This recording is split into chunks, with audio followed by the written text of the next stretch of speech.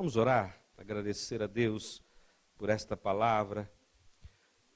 Senhor, em nome de Jesus, mais uma vez nós estamos aqui.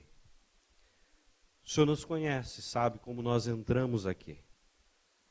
Sabe o que tem, Senhor, tirado muitas vezes o nosso sono, a nossa paz, a nossa alegria. Sabe, Deus, como nós levantamos nesta manhã, o que fizemos, ó Deus, até chegar aqui.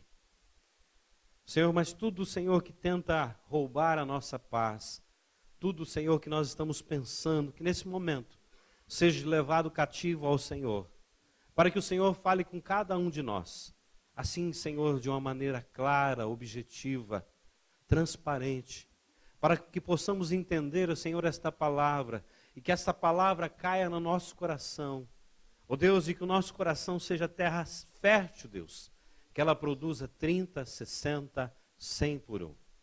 Senhor, era o nome de Jesus que nós te convidamos, ó Espírito Santo de Deus, fala conosco de uma forma especial, para que possamos te obedecer, em nome de Jesus. Amém, Senhor.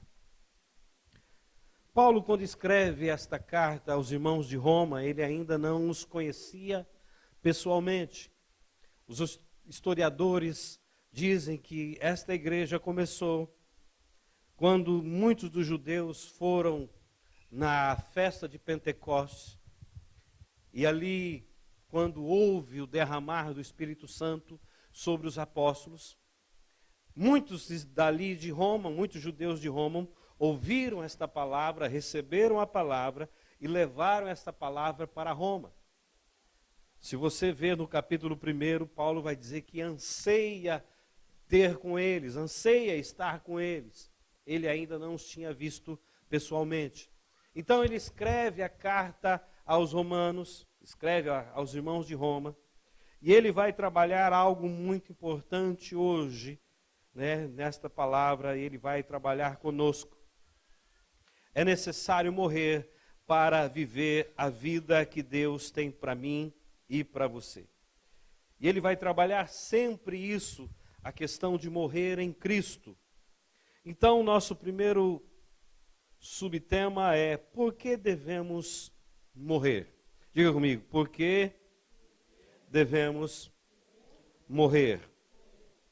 Muito bem, a palavra deve estar aí, eu quero ler junto com você. Vamos deixar que a palavra de Deus fale conosco. O Salmo 51:5 diz assim: sei que sou pecador desde que nasci, sim, desde que me concebeu a minha mãe. Aqui quem está escrevendo esse salmo, inspirado pelo Espírito Santo de Deus, é o rei Salomão. E ele sabe que ele é pecador desde que ele nasceu. Nós sabemos que o pecado entrou por um homem, Adão. Adão estava ali no jardim, ele era aquele que cuidava do jardim de Deus. E ele recebeu uma ordem de Deus dizendo: coma de todos os frutos do jardim. Mas a árvore que está no meio do jardim, a árvore do bem, do conhecimento do bem e do mal, não coma. O dia que você comer desta árvore, você vai morrer. E a Bíblia vai dizer que Satanás, a antiga serpente, chegou para a mulher e disse: é certo que vocês não vão morrer. E a Bíblia vai dizer que o fruto, que não é a maçã, a Bíblia não diz isso. O fruto era bonito aos olhos e desejável para dar entendimento. Ela comeu e deu ao seu marido. E a partir dali, eles começaram a se esconder de Deus. Eles pegaram folhas de figueira e cozeram, fizeram para se vestir, para cobrir a sua nudez. Até então eles viviam nus, não percebiam, não tinham aquela dificuldade de estar juntos, de estar ali se vendo um ao outro. Eles eram inocentes. A partir dali, eles começaram a se esconder de Deus, começaram a ver a sua vergonha. Por isso que o rei Davi vai dizer: sei que sou pecador desde que nasci, sim, desde que concebeu a minha mãe. Infelizmente, às vezes nós recebemos uma instrução que o sexo é pecado. E a Bíblia não diz isso. Porque a Bíblia vai dizer para Adão e Eva: crescei, multiplicai. O sexo é algo que Deus deu para mim e para você. Mas o sexo é para ser desfrutado dentro do casamento, não fora do casamento. A sensualidade da mulher tem que ser para o seu marido, não para os homens lá fora. A mulher tem que ser super sensual dentro da sua casa, dentro do seu quarto, para com seu marido. Só que o mundo transformou essas mentiras, dizendo que a mulher tem que ser sensual, o homem tem que ser sensual. Mas a Bíblia não vai dizer isso. A Bíblia vai dizer que eu pertenço à minha esposa e a minha esposa pertence a mim. Não é o sexo que é pecado, mas todos nós nascemos pecadores. Se você colocar duas crianças de 3 meses, uma do lado da outra, ninguém ensinou a elas que devem morder, que devem puxar o cabelo, mas elas fazem isso naturalmente. Por quê? O pecado está em todos nós. Nascemos pecadores. Queira você aceitar ou não, nós somos pecadores. E a Bíblia vai dizer isso para mim e para você. Romanos 3,10 diz assim: como está escrito, não há nenhum justo, nenhum sequer. O homem não por si próprio, ele não é justo, ele não age com justiça.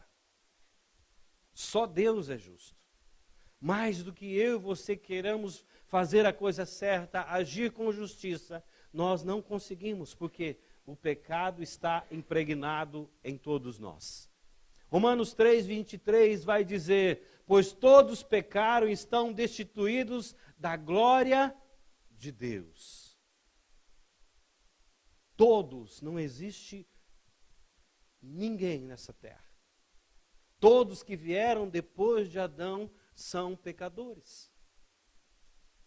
Muitos ensinam que se eu fizer coisas boas, se eu fizer caridade, se eu ajudar o pobre, se eu me preocupar, se eu dar cesta básica, aí eu vou ter um lugarzinho no céu. Mentira.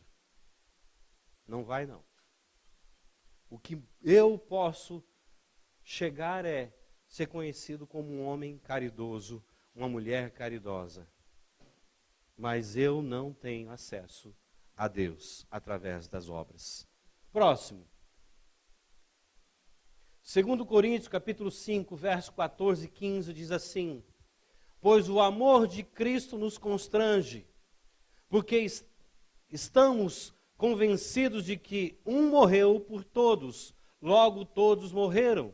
E ele morreu por todos, para que aqueles que vivem, já não vivam mais para si mesmo, mas para aquele que por eles morreu e ressuscitou. A nossa fé não é a fé numa cruz, mas a nossa fé é num Deus que está vivo à direita do Pai. E Ele intercede por nós. Filipenses 2 vai dizer que Ele se esvaziou da sua glória e se fez carne. Esvaziou, tanto que Ele coube dentro da barriga de uma mulher. Ele se fez homem e habitou no nosso meio. Por isso que quando eu chego diante de Deus, na pessoa de Jesus Cristo, e falo das minhas dificuldades, falo das minhas tristezas, falo das minhas dores, Ele sabe. Porque Ele pisou nesta terra, e Ele sabe da dor do ser humano. Ele sabe da rejeição do ser humano. Ele sabe das dificuldades do ser humano.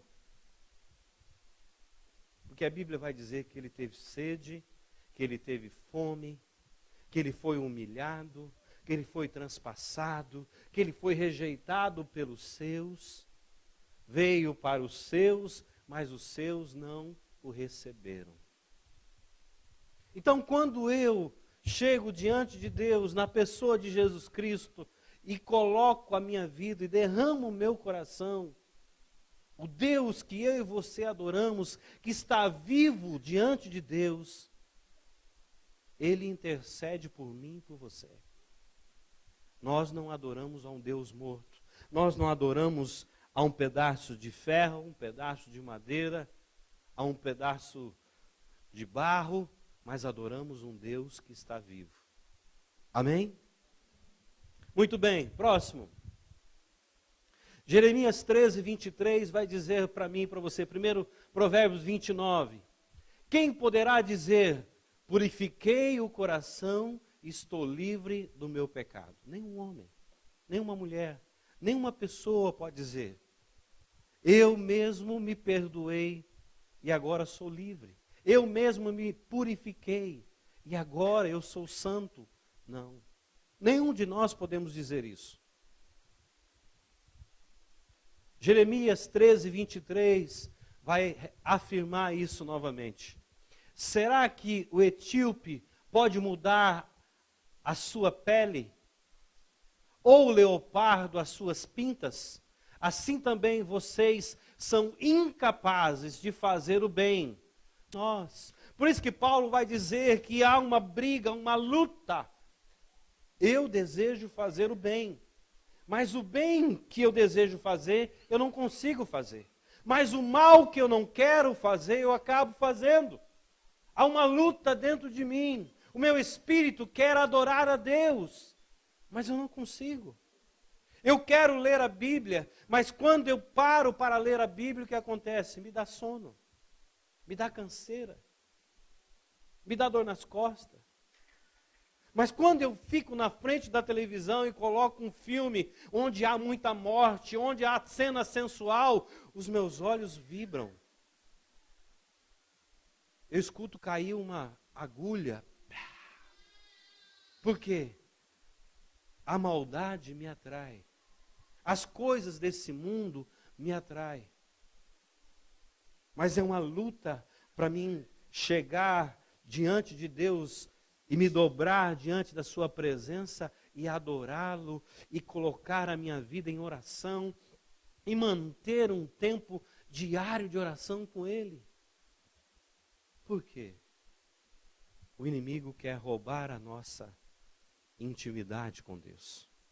O inimigo quer nos afastar de Deus e até hoje ele está pegando a mentira e trazendo para nós como verdade, e pegando a verdade de Deus e trazendo como mentira.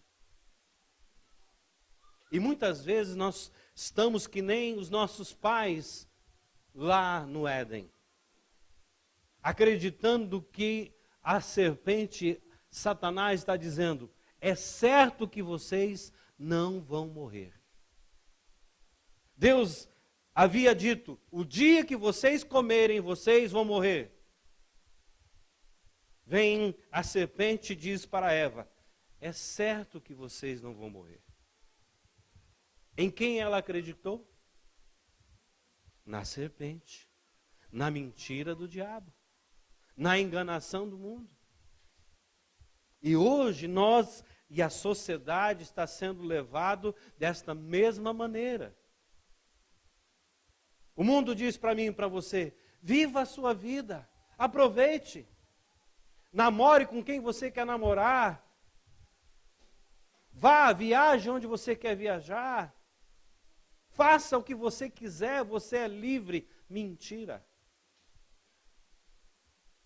Nós estamos condicionados a algumas coisas.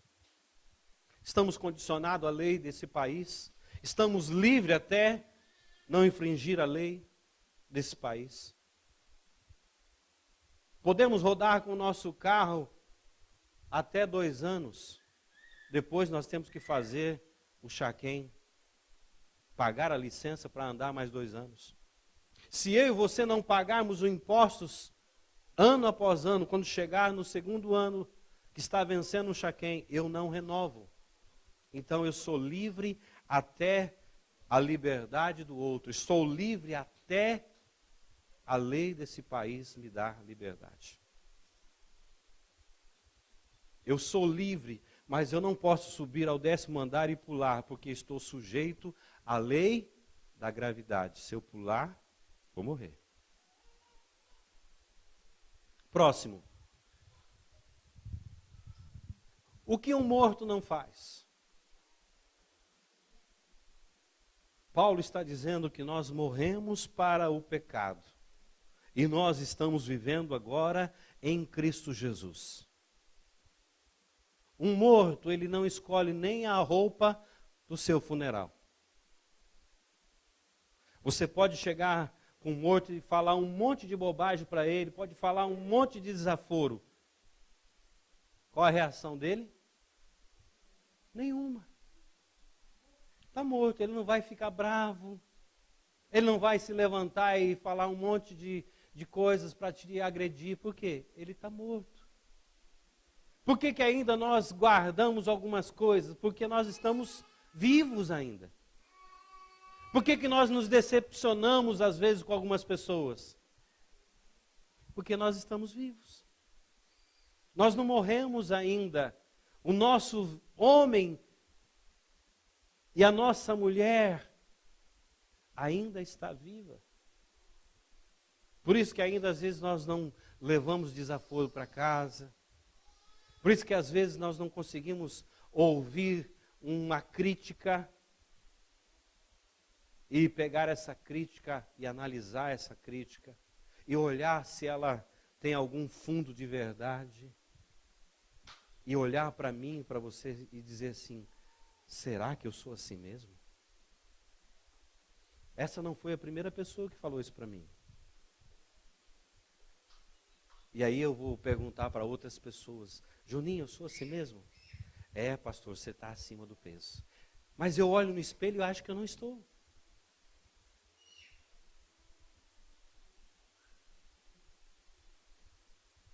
Continua. Gálatas 2, 19 e 20. Pois por meio da lei eu morri, para que a lei, a fim de viver para Deus. Pois por meio da lei eu morri para a lei, a fim de viver para Deus. Fui crucificado com Cristo, assim já não sou eu quem vive, mas Cristo vive em mim. A vida que agora vivo no corpo, vivo-a pela fé no Filho de Deus, que me amou e se entregou por mim. Só que, o que acontece comigo, com você? Eu ainda continuo vivendo para mim mesmo. Eu não vivo para agradar a Deus, eu vivo para agradar a mim. Eu ainda estou vivo. Eu não morri para o velho homem, para a velha mulher. Por isso que ainda nós temos atritos. Por isso que ainda nós temos dificuldade de aceitar pessoas que pensam diferente de mim. Por isso que às vezes eu não consigo ouvir uma crítica e levar essa crítica para casa e começar a pensar sobre ela. Por isso que às vezes eu fico bravo quando eu não consigo fazer algo que eu desejo fazer. Porque eu sou egoísta. Eu penso primeiro em mim. Eu não estou olhando para Cristo. Eu não estou vivendo a vida que Cristo tem para mim. Estou vivendo a minha vida. Do meu jeito, da minha maneira. Amém? Próximo. Portanto, já que vocês ressuscitaram com Cristo, procurem as coisas que são do alto, onde Cristo está assentado à direita de Deus. Mantenham pensamento nas coisas do alto e não nas coisas terrenas. Pois vocês morreram e agora a sua vida está escondida com Cristo em Deus. O que acontece é que nós mantemos o nosso pensamento nessa terra, nessa vida, nas coisas passageiras. E não olhamos para as coisas eternas. Valorizamos as coisas passageiras e não damos crédito às coisas eternas. Jesus diz para mim e para você, nós vamos morrer. Uns vão viver 60, 70, 80, 85. E a Bíblia vai dizer que isso é enfado e canseira. Você que já está perto dos 50, quando você tinha 20, e aqueles que tinham 50 falavam para você assim, quando você chegar nos 30, você vai ver, seu corpo é diferente. Você fala que nada, rapaz. Eu faço 4 horas de zangueô, faço 5 horas. Eu saio do Iaquim, não durmo.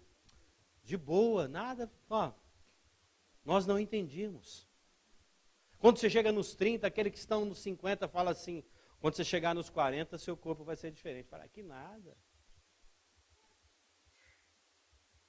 Eu me conheço. Trabalho todo sábado, faço 5 horas de zangueô. E se tivesse domingo, eu também ia.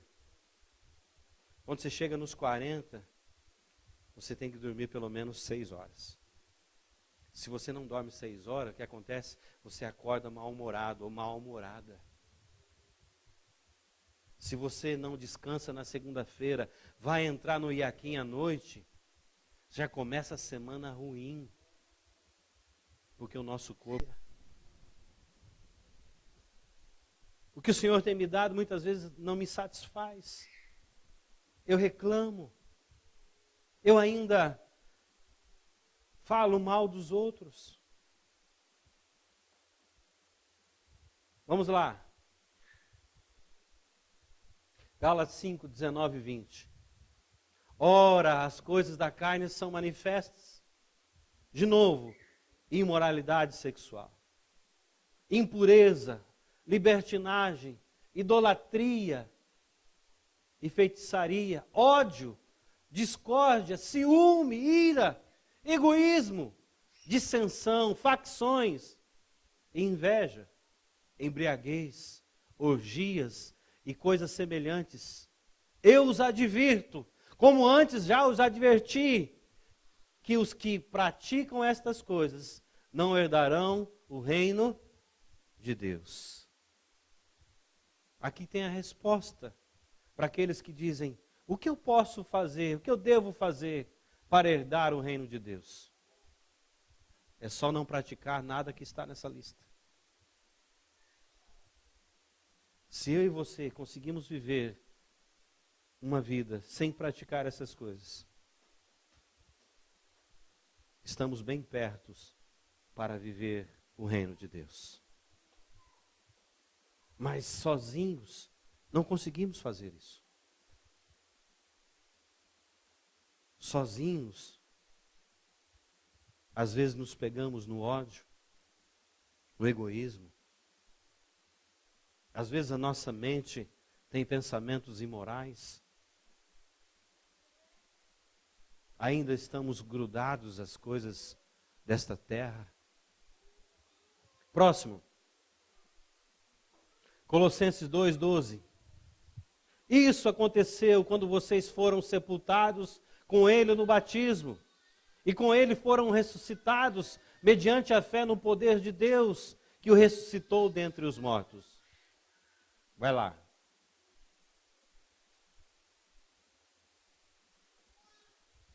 Nosso quarto ponto. Qual será o resultado de uma vida crucificada com Cristo? Se nós devemos morrer para o mundo, se nós devemos morrer para as coisas terrenas, se a palavra de Deus está a todo momento dizendo para mim e para você, não pense só nessa vida. Não viva como se fosse aqui é o fim, que a palavra de Deus vai dizer que eu e você vamos comparecer diante do tribunal de Cristo. E nós vamos dar conta de tudo que nós fizemos na nossa vida. Então, qual será o resultado de uma vida crucificada com Cristo? Vai lá. João 12, 24 diz assim: digo-lhes a verdade, que se o grão de trigo não cair na terra e não morrer, continuará ele só. Mas se morrer, dará muitos frutos. Porque muitas vezes nós não conseguimos levar os da nossa casa para Cristo. Porque nós não morremos ainda. Temos atitudes ainda erradas. Porque se nós morrermos para a nossa vida errada, com certeza nós daríamos frutos. Próximo. João 15, 16.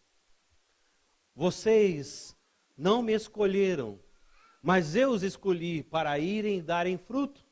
Fruto que permaneça, a fim de que o Pai lhes conceda o que pedirem em meu nome.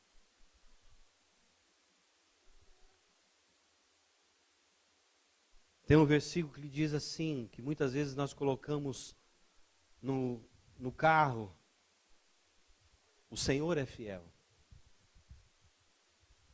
O Senhor é fiel. E a Bíblia diz que Deus é fiel. Fiel para cumprir toda a sua palavra. Mas Deus só tem compromisso com quem é fiel a Ele. Amém?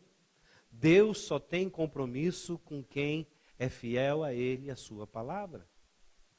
Eu posso colocar vários emblemas no meu carro: Deus é fiel. Mas viver uma vida infiel a Ele. E aí Ele vai ser fiel no que diz: aquele que tem o filho tem a vida, aquele que não tem o filho não tem a vida. Vai lá. Gálatas 6,14. Quanto a mim, que eu jamais me glorie, a não ser na cruz do nosso Senhor Jesus Cristo, por meio do qual o mundo foi crucificado para mim, e eu para o mundo. Ali tem uma cruz, e aqui tem milhares e milhares de pessoas. Se nós queremos desfrutar a vida que Cristo tem para mim e para você, nós temos que morrer para nós mesmos. Morrer para essa vida terrena. Não é deixar de trabalhar, não é deixar de pagar os seus impostos, não é deixar de viver um casamento, de ter filhos, não é deixar de estudar, de fazer uma faculdade, não é nada disso. É quando o mundo agora já não me atrai mais. Quando as ofertas desse mundo não me atraem mais. Porque os meus pensamentos estão no alto, estão em Deus, estão em Cristo. Estão na vida que Cristo tem para mim.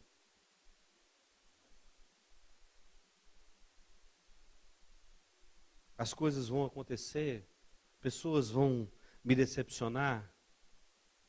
As pessoas só vão me decepcionar, te decepcionar, se eu permitir. Às vezes as pessoas nos decepcionam porque eu coloco uma expectativa muito grande naquela pessoa. Ela nunca me prometeu nada, mas eu coloco uma expectativa além do que ela pode me dar. Aí eu me decepciono, aí eu me entristeço. Às vezes eu confio algo que não deveria confiar. As pessoas erradas. E aí eu me decepciono. Mas as pessoas só vão me decepcionar se eu assim deixar. Amém? Próximo. Chegamos ao final. Decida hoje mesmo morrer para o mundo, para o pecado, para você mesmo e viver como crucificado com Cristo. Então, experimentará a verdadeira vida na plenitude do Espírito Santo. Sejam totalmente dependentes do Espírito Santo, mortos para o pecado e vivos para Deus. Somente quem morre para o mundo experimenta a vida plena em Cristo Jesus. Aleluia. Diante da palavra de Deus, é hora de nós olhar para a nossa vida. Quer chamar o louvor já aqui à frente?